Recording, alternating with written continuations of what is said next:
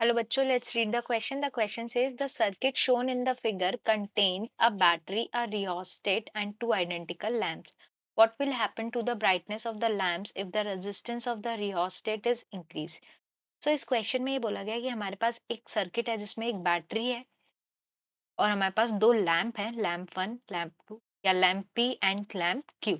और ये हमारे पास ये रियोस्टेट है जिसकी वैल्यू हम धीरे धीरे स्टार्ट से लेके इंक्रीज कर रहे हैं। तो अब हमें बताना है कि लैंप कौन सा है, कैसे उनकी ब्राइटनेस को क्या असर आएगा। तो इस क्वेश्चन में जो की कॉन्सेप्ट है वो ये है, the brightness of lamp depends on the current value in the lamp. इसका मतलब ये है कि हमारे करंट में अगर हमारे लैंप में अगर करंट प्रॉपर तरीके से फुल जो उसकी रेटिंग है उसके हिसाब से अगर करंट होता है तब वो फुल कैपेसिटी से उसकी ब्राइटनेस होती है। और अगर हमारे करंट की वैल्यू कम होती है तो हमारा लैंप डिम होता है। If current is lower, brightness is lower and vice versa. मतलब कि अगर हमारा करंट कम होगा तो ब्राइटनेस कम होगी, अगर करंट ज्यादा होगा तो ब्राइटनेस ज्यादा होगी। अब क्वेश्चन में देखिए बोला गया है कि हमारे Q के अक्रॉस एक रियोस्टेट लगा हुआ है जिसको हम धीरे धीरे बढ़ा रहे हैं, तो क्या चेंजेस आएंगे। अब फर्स्ट केस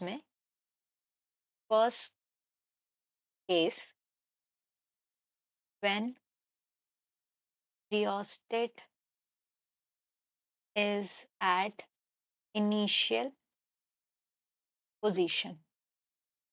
इनिशियल पोजीशन का मतलब होता है कि रियोस्टेट के अक्रॉस रेजिस्टेंस क्या हो जाएगा, हमारा जीरो हो जाएगा। Therefore the lamp Q is short circuited.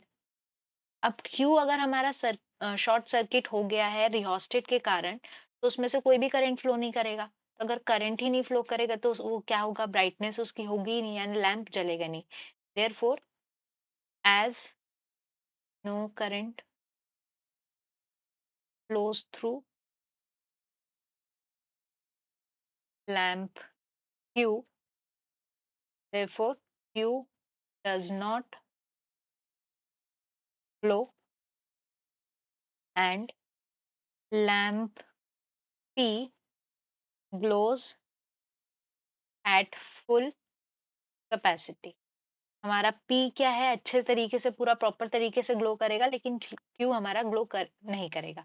अब केस 2 में as rheostat value is increase. अब जैसे जैसे हमारा रियोस्टेट की वैल्यू बढ़ेगी the resistance across Q increases, which makes some current to flow through lamp Q।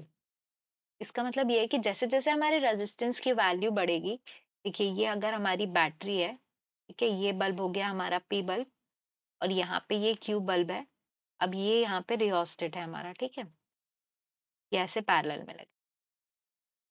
अब जैसे ही हमारे रियोस्टेट के रेजिस्टेंस की वैल्यू बढ़ते जा रही है, धीरे धीरे हमारा जो Q के अक्रॉस करंट है उसकी वैल्यू क्या हो जाएगी, बढ़ते जाएगी, क्योंकि जो करंट पूरा यहाँ से क्रॉस कर रहा था अब उसको रेजिस्टेंस मिलने लगा। तो हमारा कुछ करंट यहाँ से भी जाएगा क्योंकि अब वो रेजिस्टेंस के ऊपर डिपेंड करेगा। तो जैसे ही करंट फ्लो बढ़ेगा यहाँ से Q लैंप में, Q की ब्राइटनेस क्या होती जाएगी, बढ़ती जाएगी। This will increase brightness of lamp Q। हमारी Q की ब्राइटनेस क्या होगी, बढ़ते जाएगी। अब अगर हमारा Q के तरफ करंट हमारा ज्यादा होते जा रहा है, तो Q के अक्रॉस वोल्टेज ड्रॉप भी क्या होगा, बढ़ते जाएगा। ठीक है, as voltage drop across Q increase,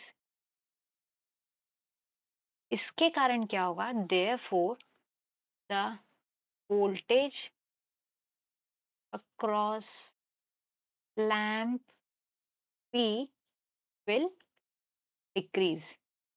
अब अगर हमारे P के अक्रॉस वोल्टेज डिक्रीज हो रहा है, ये P बल्ब के अक्रॉस जो वोल्टेज था वो अब हमारा क्या हो रहा है, वोल्टेज ड्रॉप हो रहा है। इसके कारण क्या होगा, इसकी ब्राइटनेस, क्योंकि रेजिस्टेंस तो कांस्टेंट है, तो ब्राइटनेस क्या हो जाएगी, यहाँ से कम हो जाएगी। Therefore P gets dimmer as voltage drop decreases and resistance is constant। तो फाइनली हम ये कह सकते हैं, अगर हम ऑप्शंस देखें तो हमारा जो P लैंप है वो कम होते जाएगा और Q लैंप हमारा ब्राइट होते जाएगा। तो यहाँ पे देखिए हमारा ऑप्शन क्या हो जाएगा, lamp, option C lamp P हमारा जो है वो लेस ब्राइट होगा, यानी option B lamp P less bright and lamp Q brighter. I am sorry, this lamp P less bright, lamp Q brighter, यानी ऑप्शन ए। तो answer is option A. I hope you understood the question well, best of luck.